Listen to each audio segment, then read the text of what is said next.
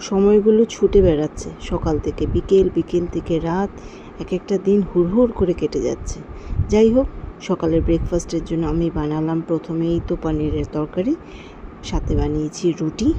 আর দেখো, আমি রুটি খাই কী দিয়ে? আমি আজকে রুটি নিয়েছি পিনাট বাটার দিয়ে, একটাকে নিয়েছি আর একটার মধ্যে অ্যাপেল জ্যাম স্প্রেড করে নিয়েছি। আমি আবার এরকমই সাদামাটা খেতেই বেশি পছন্দ করি, কেন কি বসে খাওয়ার তো সময় নেই, রান্না করতে করতে খাবো, তাই এটাকে রোল করে নিয়ে খাওয়া শুরু করে দেব।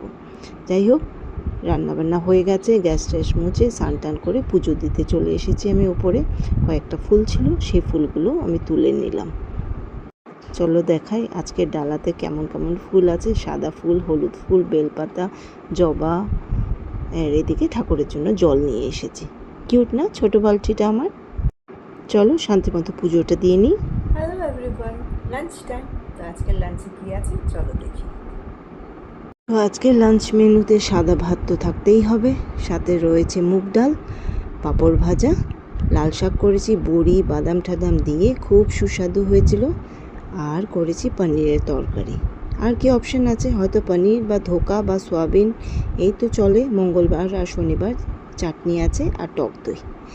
এই ছিল আমার হালকা ফুলকা মেনু। সবাই ভালো থেকো, সুস্থ থেকো, সবাই সময় মতো খাওয়া দাওয়া করে নেবে। যে আজকের মেনুটা তোমাদের ভালো লেগে থাকে প্লিজ লাইক কমেন্ট শেয়ার করতে ভুলো না। ভালো থেকো সবাই, বাকি গল্প আবার হবে। চলো দেখা হচ্ছে নেক্সট ব্লগে, পাশে থেকো।